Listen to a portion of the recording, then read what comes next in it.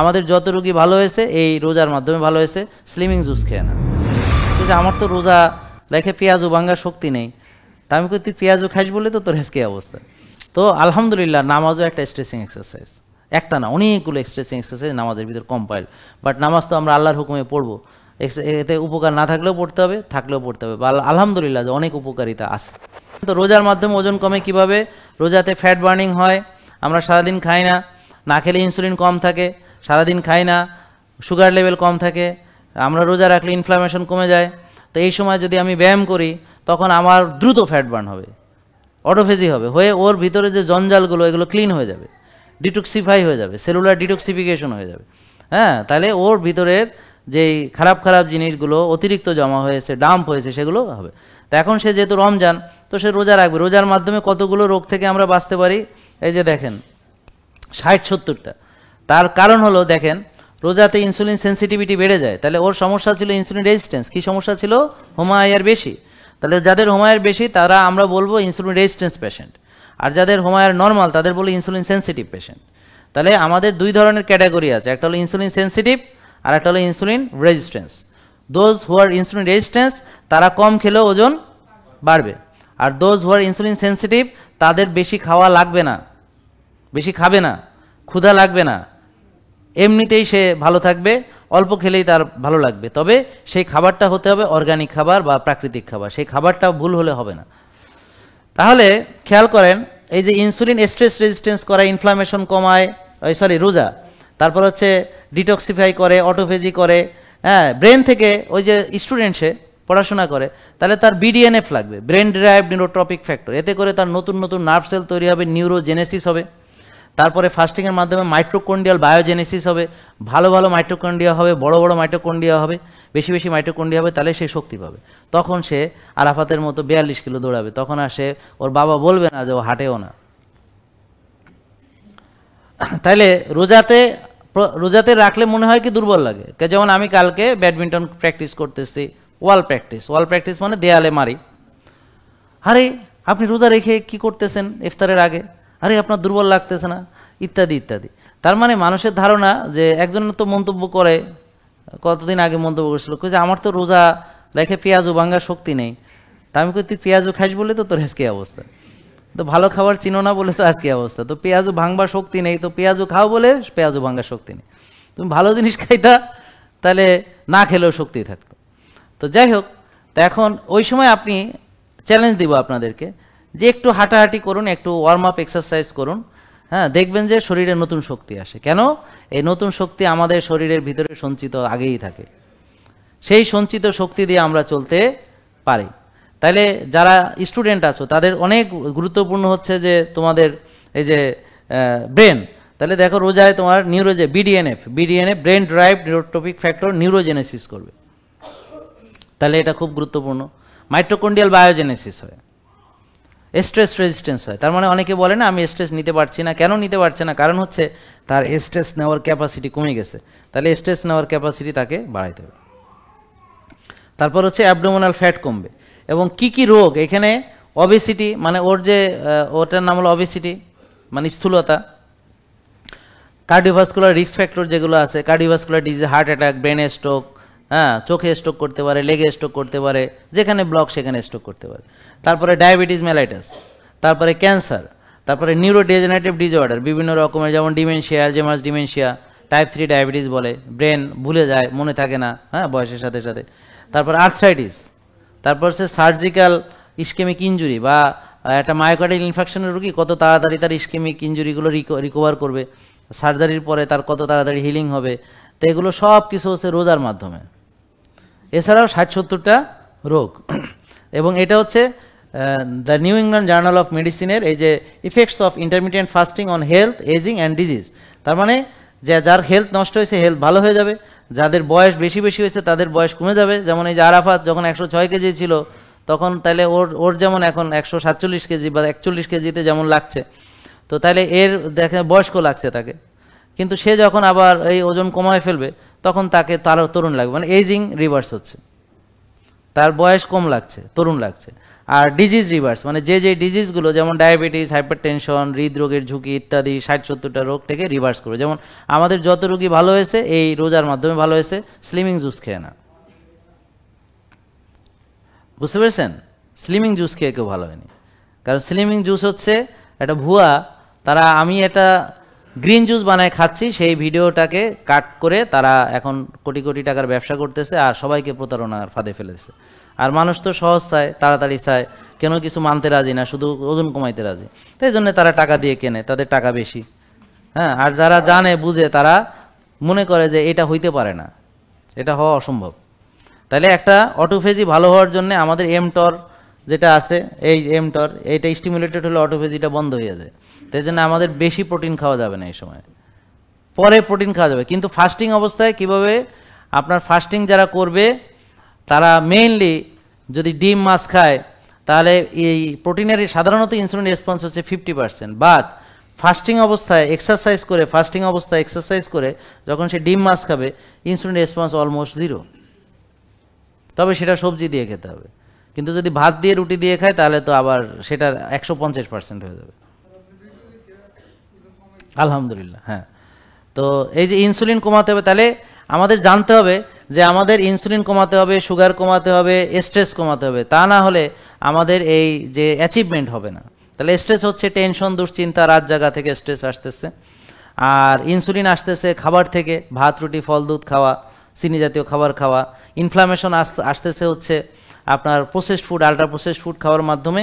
ঠিক আছে, তাহলে আমরা আল্ট্রা প্রসেসড ফুড বাদ দেবো, ভাত রুটি ফল দুধ সাময়িক স্থগিত রাখবো, ইনসুলিন কমাবো, টেনশন কমাবো, রাত জাগা কমাবো, মানসিক প্রশান্তির চর্চা করব, তারপরে দেখবেন সুন্দরভাবে এটা হবে। আরও বিস্তারিত আছে, আমি অতটা আজকে সময় পাবো না যেতে।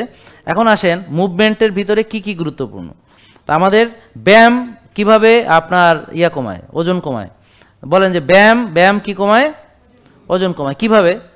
ব্যায়াম আসলে ক্যালোরি বার্ন করে ওজন কমায়, যে এটা আমরা যেটা ভাবি এটা আসলে সত্য না। কারণ হচ্ছে এই এত ক্যালোরি ব্যায়াম করে বার্ন করা সম্ভব না। আপনি ধরেন সারাদিনের রানিং মেশিনে দৌড়াইলে কয় ক্যালোরি বার্ন হবে? আমরা বড় জোর 30-40 মিনিট ব্যায়াম করি, তাতে কত ক্যালোরি বার্ন হইতে পারে ধারণা? আমার কথা বুঝতে পারছেন? এটা দিয়ে কোনোদিন ওর ওজন কমবে না। আমার কথা বুঝতে পারছেন? কিন্তু ব্যায়াম হচ্ছে কেন, তার সার্কুলেশন, তার স্ট্রেংথ, তার মাসেল পাওয়ার এবং এই যে ইনসুলিন সেন্সিটিভিটি বাড়ায়। কিভাবে? এই যে আমরা যখন হাই ইন্টেন্সিটি ইন্টারভ্যাল ট্রেনিং করব তখন GLUT4 পাথওয়ে দিয়ে সরাসরি সুগার সেলের ভিতরে ঢুকবে, তাহলে ইনসুলিন ইন্ডিপেন্ডেন্টভাবে সুগার ঢুকছে। তো সে যখন আমি ধরেন রোজা আছি, এখন হাই ইন্টেন্সিটি ইন্টারভ্যাল ট্রেনিং যদি করি, আমার মাসেল ক্ষুধার্ত হইয়া বলবে কই চিনি টিনি কি আছে দে, আমি খাবো। ওকে, তো সে এখন আমরা জানি যে রক্তের চিনি কোষে ঢুকাতে ইনসুলিন দরকার, বলে ইনসুলিন লাগবে না, তোমার দরজা খুলে দিছি, ডাইরেক্ট ঢোকো তুমি, I am hungry. So if you are hungry, তখন আপনার বডিতে যাই যাবে ধুরমুসুর হয়ে যাবে। এই কারণে আপনারা এই যে ভাজা পোড়া ডুবো তেলে এত কিছু ইফতারিতে খান, তবুও মরে যান না। কিন্তু বিশ্বাস করেন যদি এমনি অবস্থায় খান তো খাইতে পারবেন না। এই জন্য মানুষ রোজার দিনে এইসব খায়, কারণ অন্য দিন খাইলে বাঁচবে না, তো এই জন্য রোজার দিনে খায়। আর রোজার দিনে খেয়ে এই যে রোজার যে উপকারিতা, প্রদাহ কমালো সারাদিন, এখন সেটা প্রদাহ হলো। বুঝতে পেরেছেন? তো এই যে প্রসেসড ফুড সম্পর্কে আমি বলতে গিয়ে আমি অনেক বিপদে পড়েছি, যে আপনি সাক্ষী। সেবার আমি এতে খাবেছিলাম, আপনার সাথে দেখা হয়েছিল। তা আমি বললাম যে ইফতারিতে যে খাবারগুলো দেয়, আমি কি বলেছি এটা আমি খেতে পারি, এটা খেতে পারি না, এর বাইরে কোনো কথাই বলিনি। তা বলছে আমরা কাবা অবমাননা করে ফেলেছি, নানান কথা আপনি তো শুনেছেন। তো আসলে এই যে প্রসেসড ফুডটা যে আপনার পবিত্র জায়গায় ঢুকলো, সেটা নিয়ে আমাদের আলেমদের, ইমামদের ওই মাথা ব্যথাটা নেই। আর এইটা খাওয়ার কারণে যে মানুষজন আজকে রুগী হয়ে নামাজ পড়তে পারছে না, হজ করতে পারছে না, হুইল চেয়ারে করে হজ করতেছে, বড় বড় আলেমগণ অসুস্থ হয়ে পড়তেছেন, তাদের দাওয়াতি কাজ করার ক্ষমতা চলে যাচ্ছে, তারা মাঠে ময়দানে যে ওয়াজ নসিহতগুলো আমাদের করতেন তারা অনেকেই পারছেন না। তাছাড়া অনেক বড় বড় শাইকুল হাদিস তারা ভুলে যাচ্ছেন, এখন মনে থাকছে না, হাদিস ভুলে যাচ্ছেন, পড়াতে পারছেন। তা আলহামদুলিল্লাহ তার ভিতরে অনেকেই, জিকরুল্লাহ খান সাহেব সহ আরও অনেকেই, যারা আরও নাম মেনশন করলে অনেক হবে, তারা এসে ভালো হয়ে আলহামদুলিল্লাহ তাদের আবার সেই ক্ষমতা ফেরত পেয়েছেন। তারা এখন আবার দাওরা দিতে পারতেছেন, হাদিস পড়াইতে পারতেছেন, তাদের যেই কার্যক্রম, শিক্ষা দেওয়ার যে কার্যক্রম, সেটা আবার সুন্দরভাবে সম্পন্ন করতে পারছেন। তাহলে দেখেন সবচেয়ে গুরুত্বপূর্ণ যে পয়েন্টগুলো বলবো, ফ্লেক্সিবিলিটি ট্রেনিং অত্যন্ত গুরুত্বপূর্ণ। যদি আপনি ইয়ত ধরে রাখতে চান, বয়স ধরে রাখতে চান, ফ্লেক্সিবিলিটি ধরে রাখতে হবে, তারুণ্য ধরে রাখতে চান, ফ্লেক্সিবিলিটি ধরে রাখতে হবে। সবাইকে যে ডিসিপ্লিনে আসেন না কেন, সে জিম করে, সে দৌড়ায়, যাই হোক, তাকে অবশ্যই স্ট্রেচিং করতেই হবে, করতেই হবে, করতেই হবে। উইদাউট স্ট্রেচিং কোনো ব্যায়ামই হবে না, করতেই হবে তাকে। তো আলহামদুলিল্লাহ নামাজও একটা স্ট্রেচিং এক্সারসাইজ, একটা না, অনেকগুলো স্ট্রেচিং এক্সারসাইজ নামাজের ভিতর কম্পাইল। বাট নামাজ তো আমরা আল্লাহর হুকুমে পড়বো, এতে উপকার না থাকলেও পড়তে হবে, থাকলেও পড়তে হবে। বা আলহামদুলিল্লাহ যে অনেক উপকারিতা আছে, অনেক জয়েন্টের মোবিলিটি বাড়ে, ইত্যাদি ইত্যাদি অনেক কিছু। তবে যারা সত্যিকার ফ্লেক্সিবল মানে এক্সারসাইজ অর্থাৎ স্ট্রেচিং এক্সারসাইজ রেগুলার করবে, সে আল্লাহর রহমতে সেজদা দিয়ে নামাজ পড়তে পারবে মরার দিনও ইনশাআল্লাহ। বুঝতে পারছেন? এটা হলো যে নামাজ পড়ার জন্য আমি ফিট থাকার জন্য করছি। ইন্নামা আমালু বিন্নিয়া, আমার নিয়তটা থাকতে হবে সই। এরপর আসছে কার্ডিওভাস্কুলার কন্ডিশন, এটার উপকারিতা ভিন্ন। সেটা হলো আপনার হার্টকে সচল রাখা, আপনার রক্তনালীকে সচল রাখা, যেন ব্লক না হয়, যেন চড় না পড়ে, ইত্যাদি। ঠিক আছে? তাহলে এটার ভিতর কি আছে? হাঁটা, জগিং, রানিং, সাইক্লিং, সুইমিং, এরকম। তারপর হচ্ছে স্ট্রেংথ ট্রেনিং, এটা হলো এই যে ওজন কমানোর জন্য সবচেয়ে জরুরি। ইনসুলিন রেজিস্ট্যান্স ভালো করার জন্য, ডায়াবেটিস কমানোর জন্য সবচেয়ে বেশি জরুরি হলো স্ট্রেংথ ট্রেনিং। আপনার মাসেল, আপনার হয় মাসেল থাকবে নাহলে ফ্যাট থাকবে। মাসেল বেশি থাকলে ফ্যাট খেয়ে ফেলবে, আর ফ্যাট বেশি থাকলে মাসেল খেয়ে ফেলবে। তাহলে আপনি যে কোনো একটা রাখতে পারবেন, দুটো একসাথে হয় না। হয় কি, আপনার ফ্যাট আর মাসেল একসাথে থাকলে কি হয়, মাসেল কমতে থাকে, ফ্যাট বাড়তে থাকে, এটাই নিয়ম। তার মানে আপনাকে আমরা সহজভাবে বোঝাতে যাচ্ছি, কথার ভুল ব্যাখ্যা করবেন না, যে আপনি যদি মাসেল বিল্ড করে ফেলতে পারেন এবং মাসেলটাকে মেনটেন করতে পারেন, তাহলে ফ্যাট আর সহজে জন্মাইতে পারবে না। আর যখনই আপনি মাসেলের চর্চা ছেড়ে দিবেন, তো ফ্যাট আপনাকে খেয়ে দিবে, দখল করে নেবে। আন্ডারস্টুড? সহজ হিসেব। এখন মাসেলের দরকার কেন? কারণ আমার বয়স বাড়ার সাথে সাথে মাসেল কমে যাবে, তাহলে আমি বুড়া হয়ে যাব। তাহলে আপনার তারুণ্য ধরে রাখার জন্য মাসেল দরকার, স্ট্রেংথ ধরে রাখার জন্য দরকার। বয়স্ক লোক ঠাস করে পড়ে যায়, এই যে ব্যালেন্স ধরে রাখার জন্যে, জয়েন্টের ধরে স্ট্রেংথ ধরে রাখার জন্য, মাজার শক্তি ধরে রাখার জন্য, নি জয়েন্টের শক্তি ধরে রাখার মাসেল দরকার। মাসেল না থাকলে আপনি পড়ে যেয়ে ফ্র্যাকচার হয়ে যাবে।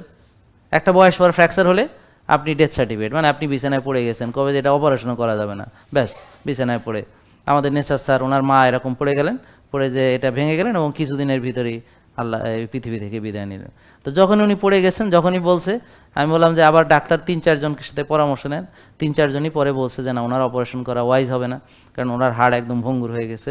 তা আমি তখনই বুঝে ফেলছি, আর ওনারা তার বলতে পারি না। পরে আমি তো বুঝে ফেলছি যে এর মা আর বেশি দিন নাই। শুধু এটি বললাম যে আপনি এখন আমেরিকাতে যাবেন না, দেশেই থাকেন। তো পরে আল্লাহর রহমতে সে ছিল মায়ের পাশে, এটি হচ্ছে সবচেয়ে বড় পাওয়া। এই যে দেখেন, আমাদের বাবা মা, আমাদের যারা আত্মীয় স্বজন আছে, বৃদ্ধ হচ্ছেন, যতদিন আপনি শক্তির চর্চা করবেন, আপনার মাসেল এবং হাড় শক্ত থাকবে। আর যখনই আপনি শক্তির চর্চা ছাড়বেন, use it or lose it, সেটা ধ্বংস হয়ে যাবে।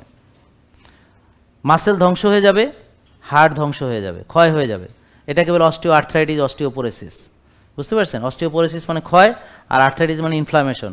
যে একটা দরজার কবজা খুলি না 50 বছর, তো এটা কি হয়েছে, এই হাত ঘুরাই না, ধরেন 50 বছর ঘুরাই না, হ্যাঁ, ওর বয়স 50, এখনো হাত ঘুরায় না, তাহলে কি হবে, এখন আর লড়তে পারে না, মানে বলে ফ্রোজেন শোল্ডার হয়েছে। তার মানে কি, সে ফ্লেক্সিবিলিটি নষ্ট হয়ে গেছে, তার এখন আর নড়ছে না, মোবিলিটি নাই। বুঝতে পারছেন? জয়েন্টের তো মোবিলিটি, ফ্লেক্সিবিলিটি, বুঝতে পারছেন? আর হচ্ছে স্ট্রেংথ। তাহলে পুরুষদের পুরুষত্ব, নারীদের নারীত্ব, সবার জন্য শক্তির প্রয়োজন। একটা মেয়ের মা হতে শক্তি দরকার, আর একটা ছেলের বাবা হতে শক্তি দরকার, পুরুষত্বের জন্য শক্তি দরকার। তো যাদের বৃদ্ধ, যারা সত্যিকার বয়স্ক হয়ে গেছেন, যাদেরকে বার্ধক্যে চলে গেছেন, রিয়েল বার্ধক্য যেটা, হ্যাঁ, বয়সজনিত কারণে, তাদের কিন্তু দেখবেন মাসেল নাই। কেন নাই? কারণ এইটা হচ্ছে একটা আমাদের বিরাট বড় একটা, মানে কি বলবো এটাকে, চিহ্ন, অথবা এটা হচ্ছে যে আপনি দেখলে বুঝতে পারবেন যে যার মাসেল কমে যাচ্ছে, বুঝবেন যে ধরেন সে সব চেষ্টা করার পরও মাসেল ধরে রাখতে পারছে না, মানে এবার বার্ধক্যে চলে গেছে। তার মানে বার্ধক্যে মাসেল লস হয়। তাহলে মাসেল যখন লস হচ্ছে, বুঝবেন যে ও বার্ধক্যে যাচ্ছে। এখন হতে পারে যে সে বয়স কম, তবুও বার্ধক্যে যাচ্ছে। তো যাদের মাসেল নেই তারা বুড়া। বুঝেন নাই কথা? তার মানে আমার যৌবন ধরে রাখতে হলে মাসেল ধরে রাখতে হবে। যতদিন আমি মাসেল ধরে রাখতে পারবো, আমার মাসেল পাম্প করবে, ততদিনে আপনি যৌবন ধরে রাখতে পারবেন। তারপর যখন শত চেষ্টার পরও এটা ক্ষয় হওয়া শুরু হয়ে যাবে, আর পারছেন না, কোনোভাবে পারছেন না, এটা হলো রিয়েল বার্ধক্য। সেটা হয়তো আপনার 110-এ হবে, 15 বছর, 115-তে হবে ইনশাল্লাহ। কিন্তু এখন এই যে আপনারা অল্প বয়সে যে সব হারিয়ে বুড়া হয়ে গেলেন, অকার্যকর হয়ে গেলেন, অকর্মণ্য হয়ে গেলেন, এটা তো সঠিক না। পুরুষ হিসেবে আপনি যে নাম পুরুষ হয়ে গেলেন, হ্যাঁ, মেয়েদের যে এখন ক্যাপাসিটি নাই, তো এই জিনিসগুলো তো এখন সমস্যা হচ্ছে। তো যাদের মাসেল বিল্ডিং করবে তাদের জন্য প্রোটিনের হিসাব হচ্ছে 1.5 গ্রাম পার কেজি বডি ওয়েট। তার মানে আপনার 60 কেজির জন্য বা 70-75 কেজির জন্য মোটামুটি 90-100 গ্রাম প্রোটিন খেতেই হবে। খেয়ে সপ্তাহে 4 দিন বা 5 দিন একদম সুন্দর স্ট্রেংথ ট্রেনিং করবেন, জিমে 30-40 মিনিট কাটাতেই হবে। আর নাইলে যে মাঠে ঘাটে যাই হাল চাষ করতে হবে, নাইলে কোদাল কোপাইতে হবে, নাইলে ইট ভাঙতে হবে, একটা কিছু করতে হবে। কিছুই করবেন না, তাহলে আপনার মাসেল গেল, আপনি গেলেন, মাসেলের সাথে হাড়ও যাবে। তাহলে এটা অত্যন্ত গুরুত্বপূর্ণ। এবং এটার সাথে ঘুমের সরাসরি সম্পর্ক। ওদিন এক লোক 27 বছর ঘুমের ওষুধ খাইয়ে 5 জন বড় বড় ডাক্তার বাংলাদেশে দেখাইছে। তো ঘুমের ডাক্তারই আছে কয়জন বাংলাদেশে বড় বড়, তার 5-6 জন সে দেখায় ফেলছে। 27 বছর ওষুধ খেয়ে ঘুমায় না, 22 দিন মাত্র জিম করছে। কই রে এখন জিমে ঘুমায়? হ্যাঁ, আমি ওরা নিয়ে ভিডিও করছি, 6.6 কেজি কমছে, মানে 6 কেজি 600 গ্রাম কমছে। আর বলে যে 478 করে কয়, ও তো আমি তো জিমেই ঘুমায় যাই এখন। মাসেলকে পাওয়ার দিলে ঘুম হবে, যারা জিম করবে চোখ খোলা রাখতে পারবে না রাত 9টার পর। বুঝতে পারছেন? সো এটা একটা ম্যান্ডেটরি জিনিস। তো এখানে যতটা না আপনার বার্নিং, তার চেয়ে বেশি হলো হরমোনাল অন্যান্য উপকারগুলো। বুঝতে পারছেন? যেমন ধরেন মাসেল স্ট্রেংথ, এই যে মায়োকাইন্স রিলিজ হয়, অ্যান্টি ইনফ্লামেটরি সাইটোকাইন্স, IL-6, এটা অত্যন্ত গুরুত্বপূর্ণ। হ্যাঁ, তারপরে ইনফ্লামেশন কমায়, তারপরে গ্রোথ হরমোন বুস্ট করে, টেস্টোস্টেরন বুস্ট করে। তাই এখন আমি বলতে হবে না যে টেস্টোস্টেরন কী কাজে লাগে ভাই। তাই আপনার এত লাজুক হলে ভাই আপনি কিছু করার নাই। তো আপনার টেস্টোস্টেরন, ইস্ট্রোজেন, প্রোজেস্টেরন আমাদের আলোচনায় না আসলে, আমরা হিউম্যান ফিজিওলজি নিয়ে কাজ করি, আর আমার কাছে বেশিরভাগ রুগী আসে, তার 100% হচ্ছে তাদের সমস্যা ওইখানে, মেয়ে এবং পুরুষ উভয়ে, বিলিভ মি। এবং আমাদের সবচেয়ে হট প্রোডাক্ট হচ্ছে এই যে কাকা মাকা আর হুয়ানো প্রো মাসা। কালকে লাইভ সেশন শেষ হওয়ার সাথে সাথে এক ভাই এখানে জোরে আমার ধরছে, করে স্যার মানে এইটা যে কি উপকার, আমার আপনার যে এটার ব্যাপক প্রচার দরকার। আমাকে ব্যাপক প্রচার তো করতেছে, এটা ভুয়া তৈরি করতেছে, নকল বানাইতে আছে, বানায় আমার ভিডিও কাট পিস করে ওখানে দিয়ে দিয়া এই নকল সেল করতেছে। আমাদেরটা হচ্ছে এই যে ব্ল্যাক মার্ক, এই দেখেন চেয়ার হলো এরকম, এবং হ্যাঁ বসেন, ওখানে বসে থাকেন। হ্যাঁ, আমাদেরটা হচ্ছে এরকম, এই যে ব্ল্যাক মাকা দেখছেন, কাকা মাকা এই যে একসঙ্গে, আর একটা হচ্ছে এই যে হুয়ানো প্রো মাছো। তো এটা হলো আমাদেরটা। এবং এটার পাশে আপনি ওই যে আজকে এখনই আপনি অ্যাপসে ডাউনলোড করে আমাদের যে আলটিমেট অর্গানিক লাইফ অ্যাপস আছে, ওখানে ওয়েবসাইট আছে, অর্ডার করেন, 18% ডিসকাউন্ট, আর কম্বো অফার আছে অনেকগুলো, সেগুলো নিয়ে আমি পরে বিস্তারিত আপনাদেরকে জানাবো। আপনারা রেগুলার লাইভে থাকবেন। তাহলে এই যে growth hormone, testosterone, fat burning, তারপর হচ্ছে মেটাবলিজম সবচেয়ে গুরুত্বপূর্ণ। যেমন ধরেন আমি যখন ছোট ছিলাম, even when I was doctor, আমার বলতে চ্যাংড়া ডাক্তার, এ কি পোলাপান মানুষ, মানে মাইনাস ফিগার ছিলাম, তো চ্যাংড়া ডাক্তার বলতো। আমার একটা ছবি দিয়েছিলাম কয়েকদিন আগে মেডিকেলের, হ্যাঁ আপনি দেখলে চিনবেন কিনা, মাইনাস ফিগার ছিলাম। হ্যাঁ, আরও ছবি আছে, মাইনাস ফিগার ছিলাম। তো যাক, হোয়াট এভার। তো এই যে মেটাবলিজম যদি ভালো থাকে, আপনি যতই খান মোটা হবেন না। আমি অনেক খাইয়ে চেষ্টা করছি, মোটা হইতে পারি না। এই যে এই ছেলেটা যেমন খাচ্ছে না তাও মোটা হচ্ছে, কারণ ওর মেটাবলিজম সমস্যা হয়েছে। এই মেটাবলিজম ফিক্সিংয়ের জন্য মাসেল স্ট্রেংথ ট্রেনিং হচ্ছে সবচেয়ে ফান্ডামেন্টাল, সবচেয়ে বেশি গুরুত্বপূর্ণ। এবং ইন্টেন্সিটি যত বেশি হবে, ইনসুলিন রেজিস্ট্যান্স তত কমে যাবে, আর সেন্সিটিভিটি তত বাড়বে। হাই ইন্টেন্সিটি মানে আমি ফেলিওর রেঞ্জে যেতে হবে। ফেলিওর রেঞ্জে গেলে ওখানে ডেভেলপ হয়, ফেলিওর রেঞ্জে গেলে আপনার ডেভেলপ হবে। ফেলিওর রেঞ্জে না গেলে ডেভেলপ হবে না। আপনি অল্প যান, কিন্তু you have to go to the failure range. তবে তার আগে আপনাকে প্রিপেয়ার করতে হবে, বডি ওয়ার্ম আপ করতে হবে, ক্যাপাসিটি গ্রো করতে হবে। আপনি তার প্রথমেই ওজন নিয়ে পুশ করে শীত ফটাং হয়ে যাবেন না। তো এই জন্য সেটার জন্য রেডি করতে হবে বডিকে, করে আপনাকে এটা ফেলিওর রেঞ্জে। এমনকি এটা তো ওয়েটটা লাগে না, আপনি পুশ আপ করেন, আপনি পুশিং আর পুলিং দুটো টানুন আর ধাক্কা দিন, তাহলে তো এটা কমপ্লেক্স, এটা তো আরও ভালো। তা আপনি যেই ব্যায়ামগুলো টানতে হয় আর যেগুলো ধাক্কা দিতে হয়, তো একদিন টানার ব্যায়াম করেন, একদিন ধাক্কা দেওয়ার ব্যায়াম করেন, এসে সোজা আর কি আছে, পুশ আর পুল। এটা হলো সবচেয়ে ইজি সলিউশন। তাহলে আমি যখন পুশ আপ করি তাহলে কি করছি বুঝতে পারছেন? আমি যখন ঝুলছি তখন কি করছি? তো একটা হলো টানা আর একটা হলো ধাক্কা দেওয়া, আন্ডারস্ট্যান্ড? তো এইটা, হ্যাঁ এটা দুটি হলো। হ্যাঁ, এই যে আমি যে বসলাম উঠলাম, তো আমি তো গ্র্যাভিটির এগেনস্টে উঠবস করছি, তো এটাতে আমার বড় বড় পায়ের মাসেলগুলো ইনভলভ হচ্ছে। হ্যাঁ, জিমে গেলে একটা খুব খারাপ জিনিস লাগে, সেটা হলো সবাই খালি এমনি এমনি করে, হ্যাঁ মানে এইটা ফুলাইছে ওইটা ফুলাইছে। আসলে পা হচ্ছে মাসেলগুলো বড় আর বার্নিং বেশি হয়। পা তো তলায় থাকে, পা খুলে তো আর ঘুরে বেড়ায় না, এই জন্য পা নিয়ে কাজ করে না। আর বাইসেপস দেখায়, এটা দেখায় হাতা কাটা এমনি ঘুরে বেড়ায়, এই জন্য। তো এটা তো হচ্ছে শোবিজ। আসলে পায়ে হচ্ছে বার্নিং বেশি হয়। আপনি বডির আপার বডি করলে অবশ্যই করবেন, করতে নিষেধ করছি না, কিন্তু আগে পাটা করবেন বেশি করে, কারণ পায়ের মাসেলগুলো বড় বড় খায় বেশি, তাড়াতাড়ি বার্ন হবে, বুঝতে পারছেন? Big big muscle. হ্যাঁ, তা আপনি কয়েকটা সিট আপ করেন তাইলে তো হয়। হ্যাঁ, আপনি উঠবস করেন কয়েকটা তাহলে তো হয়। শুধু কিছু ব্যায়াম ধরেন, আপনি একটু পুল আপ করলেন, সিট আপ করলেন, তারপরে একটু মনে করেন ডেড লিফট করলেন, তাইলে তো এই 3-4টা করলেই তো হয়ে যায়। মানে কথার কথা বলতেছি আর কি, মানে যদি কিছু না করেন আপনি, জাস্ট রোজা ইফতারের আগে এই যে এখানে বসে বসে, হ্যাঁ, এরকম যতটুকু পারেন বসলেন, বসে আপনি 15-20টা করে রেস্ট নিয়ে আবার 15-20টা করে কিছুক্ষণ করেন, আর পারতেছি না, ব্যাস হয়ে গেছে, ডান। আর পারতেছি না মানে ডান, সামনে আবার পারবেন, আরও পারবেন, আরও পারবেন, আরও পারবেন, but you must do something. তাহলে দেখেন এটা আপনার ব্রেন ফাংশন কি, কগনিটিভ ফাংশন। তার মানে যে ব্যায়াম করবে ব্রেন ভালো থাকবে, আর যে অলস তার ব্রেন ড্যামেজ, বুঝতে পারছেন? এবং সরাসরি এগুলো হচ্ছে হরমোনাল উপকারিতা। এগুলো আমি কতটুকু সময় পাবো জানি না। আমাদের এই দেখেন, এটা গবেষণাপত্র থেকে দেখা গেছে যে এন্ডোক্রাইনোলজি অ্যান্ড মেটাবলিজম, হ্যাঁ, এই যে আমেরিকান জার্নাল অফ ফিজিওলজি থেকে, এই যে 2020 সালে প্রকাশিত। এটা হচ্ছে যে কি, যে এই যে আপনি যখন হাই ইন্টেন্সিটি ইন্টারভেল ট্রেনিং করবেন, তখন গ্লুট4 ট্রান্সলোকেশন হবে, সরাসরি সুগার গ্লুট4 দিয়ে ঢুকবে মাসেল সেলের ভিতরে, without help of insulin, direct ঢুকবে। গ্লুট4 ট্রান্সলোকেশন হবে, ডিরেক্ট ঢুকবে। তার মানে কি? তার মানে আপনার চিনি কমানোর একটা ওষুধ হচ্ছে, মেডিসিন হলো এটা। আর না খেলে তো চিনি কমে, আর একটা মেডিসিন হলো রোজা। আর চিনি বাড়ে টেনশন করলে তার রিল্যাক্সেশন, আর একটা মেডিসিন। আর না ঘুমালে টেনশন করলে চিনি বাড়ে, তো ঘুম আর একটা মেডিসিন। তাহলে ডায়াবেটিসের মেডিসিন কি? ঘুম, মানসিক প্রশান্তি, চিনি খাবো না, রোজা রাখবো, আর ব্যায়াম করবো, শেষ শেষ। এটা না করে আপনি ওষুধ খাচ্ছেন, তাতে আপনি জীবনে ভালো হবেন। তাহলে দেখেন এই যে ব্যায়ামের মাধ্যমে কি কি হচ্ছে, এই যে দেখেন টেস্টোস্টেরন তৈরি হচ্ছে। তাহলে এখন সেক্স হরমোন, টেস্টোস্টেরন, এখন তো বলবেন করবো কি, আমি তো সরি যাদের শুনতে খারাপ লাগে, আর যারা এটা মানে খুব খারাপ ভাবেন, তাদের পারিবারিক শিক্ষা এভাবে হয়েছে যে এই জিনিসটা অনেক খারাপ। এটা সবচেয়ে পবিত্র, এটা ছাড়া মানে মানব সভ্যতা ধ্বংস হয়ে যাবে।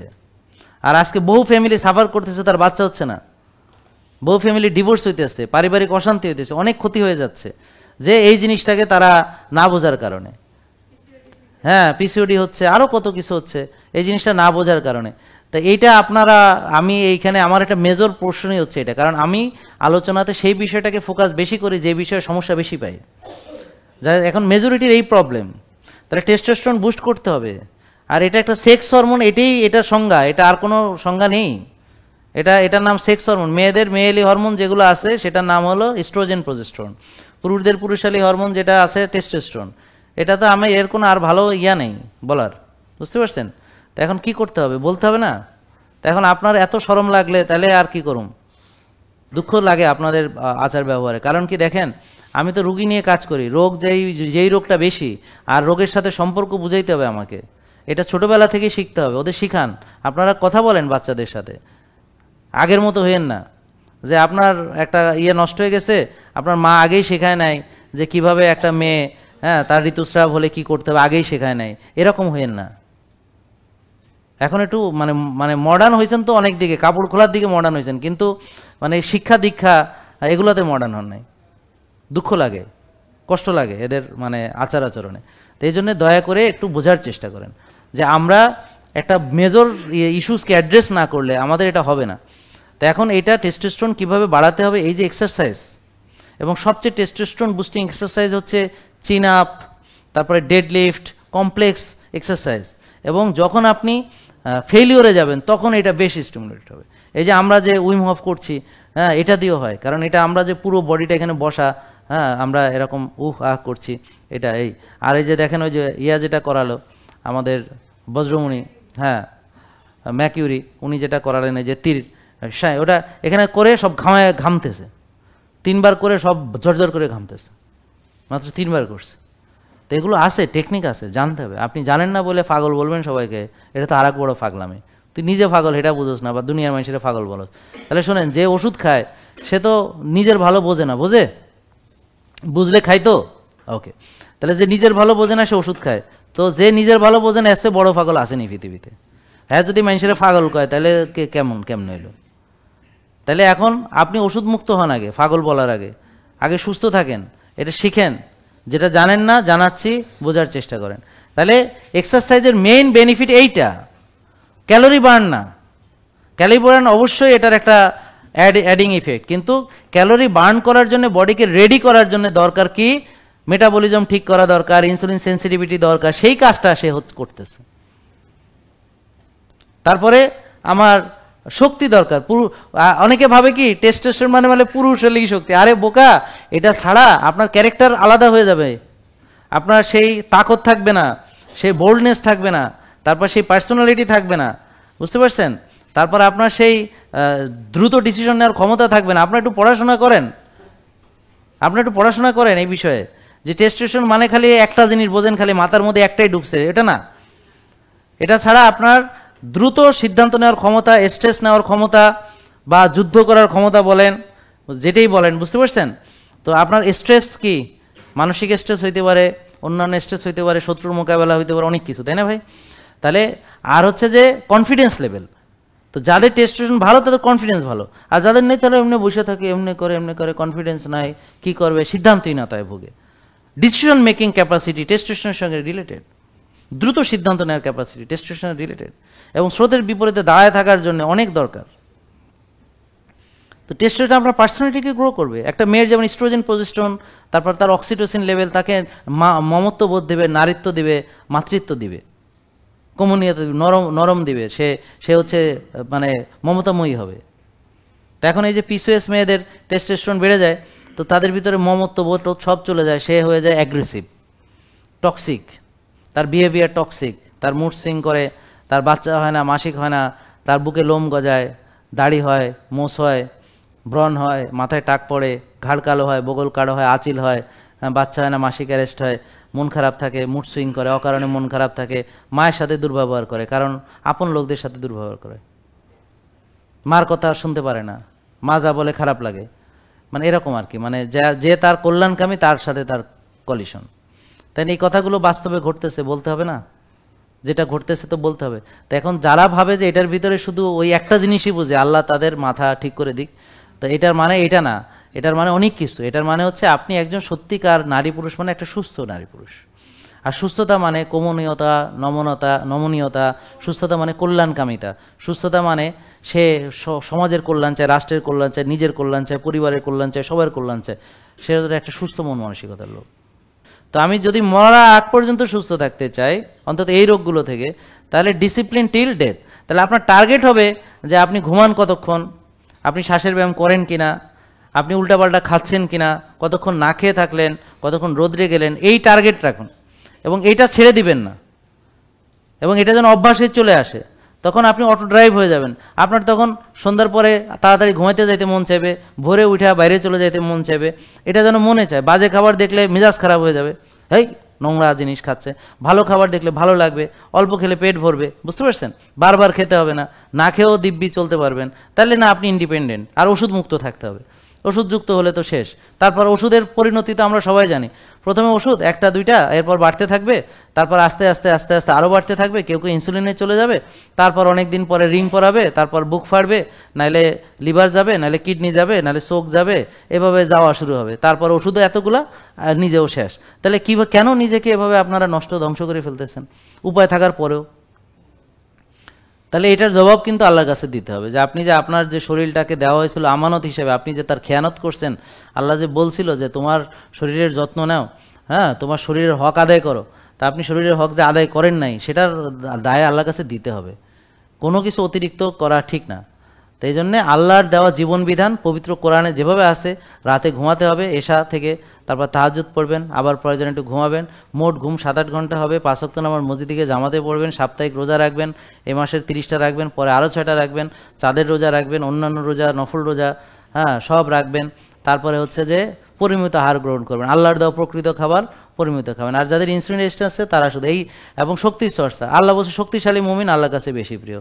হ্যাঁ, তাহলে এই আল্লাহর নিয়ম না মেনে, কোরআন না মেনে আপনি রুগী হলেন, আল্লাহর দেওয়া দেহটাকে ধ্বংস করলেন, আর এটার জবাব দিয়ে আপনার সাথে নেওয়া হবে না, এটা ভাবার কোনো কারণ নেই। আপনি যত বড় আলম হন না কেন, এর জবাব দিয়ে দিতে হবে। আপনি সময়কে মূল্যায়ন করছেন কিনা, সুস্থতাকে মূল্যায়ন করছেন কিনা, আল্লাহর দেওয়া সেরা নেয়ামত সুস্থতা সেটার মর্যাদা দিচ্ছেন কিনা, সব কিছু।